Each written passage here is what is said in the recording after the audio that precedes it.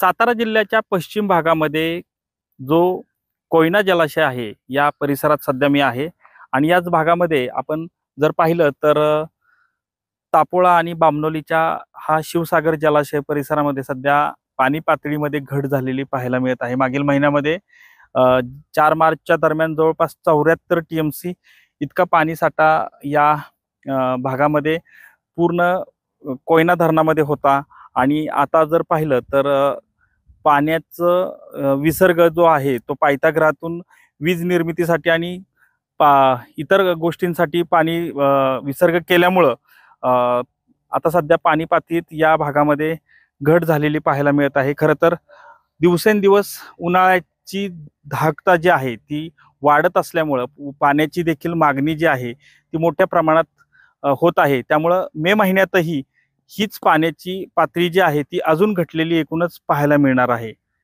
Cameraman Tushar जाधवसह Santosh Nalawade, TV9 Marathi, Satara.